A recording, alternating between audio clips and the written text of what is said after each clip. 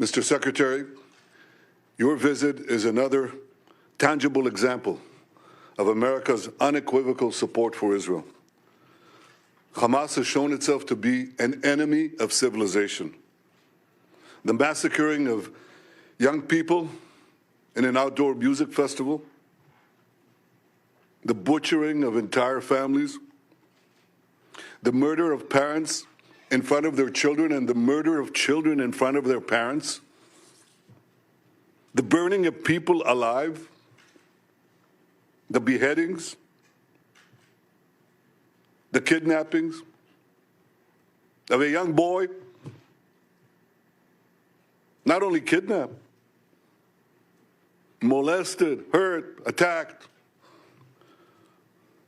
and the sickening display of celebrating these horrors, the celebration and glorification of evil. President Biden was absolutely correct in calling this sheer evil. Hamas is ISIS, and just as ISIS was crushed, so too will Hamas be crushed. And Hamas should be treated exactly the way ISIS was treated. They should be spit out from the community of nations.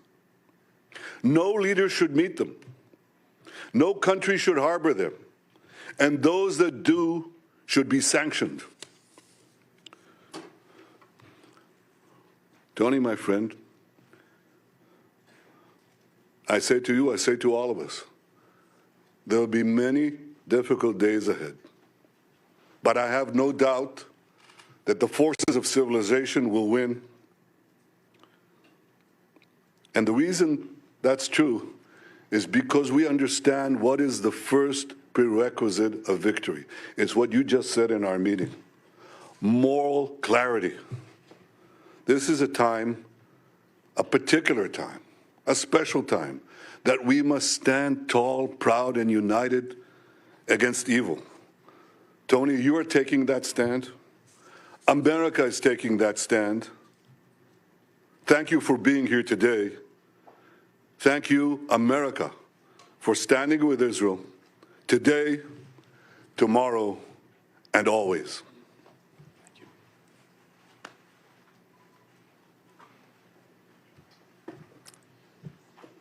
Mr. Prime Minister, I'm grateful to be back in Israel in this incredibly difficult moment for this nation, but in fact, for the entire world.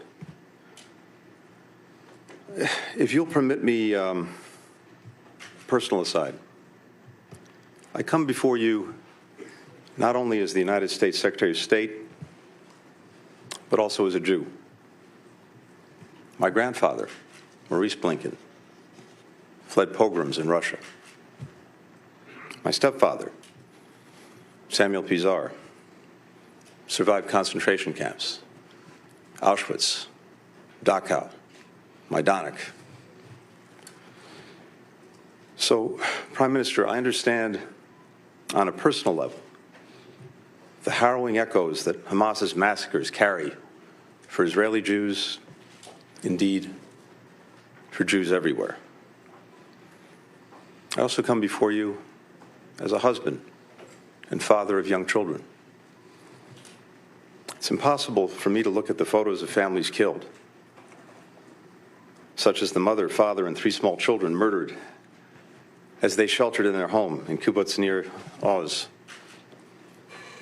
and not think of my own children. This was just one of Hamas's countless acts of terror. In a litany of brutality and inhumanity that, yes, brings to mind the worst of ISIS. Babies slaughtered, bodies desecrated, young people burned alive, women raped, parents executed in front of their children, children in front of their parents. How are we even to understand this, to digest this? And yet, at the same time, At the same time that we've been shocked by the depravity of Hamas, we've also been inspired by the bravery of Israel's citizens. The grandfather who drove over an hour to a kibbutz under siege, armed only with a pistol, and rescued his kids and grandkids. The mother who died shielding her teenage son with her body, giving her life to save his, giving him life for a second time. The volunteer security teams on the kibbutzes who swiftly rallied to defend their friends and neighbors despite being heavily outnumbered. And we're lifted by the remarkable solidarity of the Israeli people, demonstrated in the long lines of people giving blood, in the hundreds of thousands of reservists who've mobilized, some rushing home from abroad, people around the country opening their homes to fellow citizens displaced from the south. The people of Israel have long and rightly prided themselves on their self-reliance, on their ability to defend themselves, even when the odds are stacked against them. The message that I bring to Israel is this: you may be strong enough on your own to defend yourself, but as long as America exists, you will never ever have to. We will always be there by your side. That's the message that President Biden delivered to the Prime Minister from the moment this crisis began. It's the message that I and my other colleagues in the government have delivered to our Israeli counterparts on a daily, even an hourly basis. It's the message that I bring with me to our discussions today, and it's what I'll affirm when I meet with the members of Israel's newly formed national emergency government. We welcome the government's creation and the unity and resolve that it reflects across Israel's society.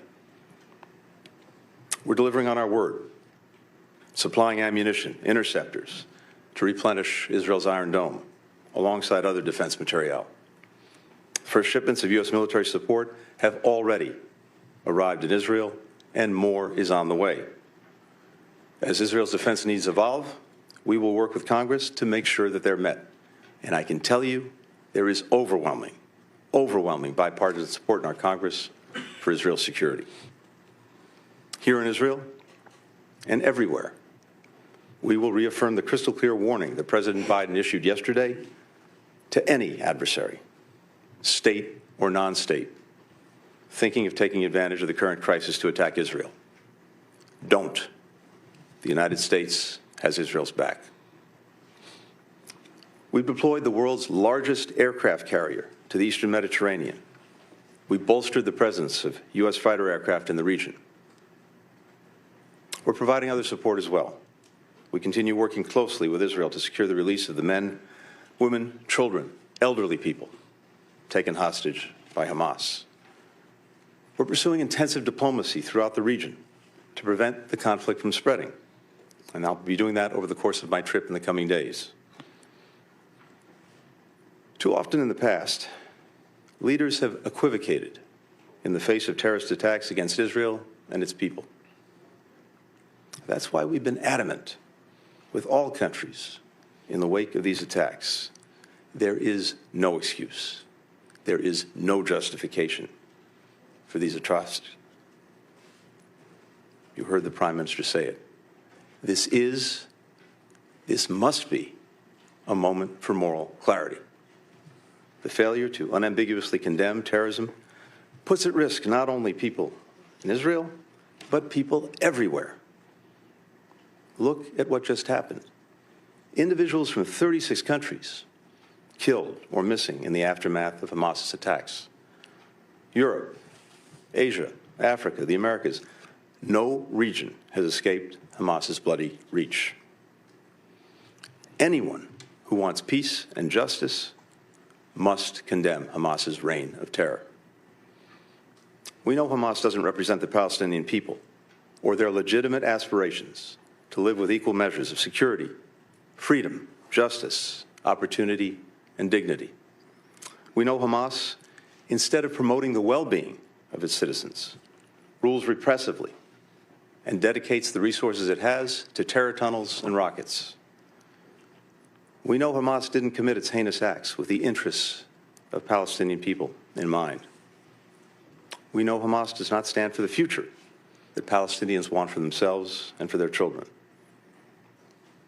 Hamas has only one agenda: to destroy Israel and to murder Jews. No country can or would tolerate the slaughter of its citizens, or simply return to the conditions that allowed it to take place. Israel has the right, indeed the obligation, to defend itself and to ensure that this never happens again. As the Prime Minister and I discussed, how Israel does this matters. We democracies distinguish ourselves from terrorists by striving for a different standard, even when it's difficult, and holding ourselves to account when we fall short. Our humanity, the value that we place on human life and human dignity, that's what makes us who we are. And we count them among our greatest strength. That's why it's so important to take every possible precaution to avoid harming civilians. And that's why we mourn the loss of every innocent life, civilians of every faith, every nationality who've been killed. Tragically, the number of innocent lives claimed by Hamas's heinous attacks continues to rise. Among those, we now know that at least 25 American citizens were killed.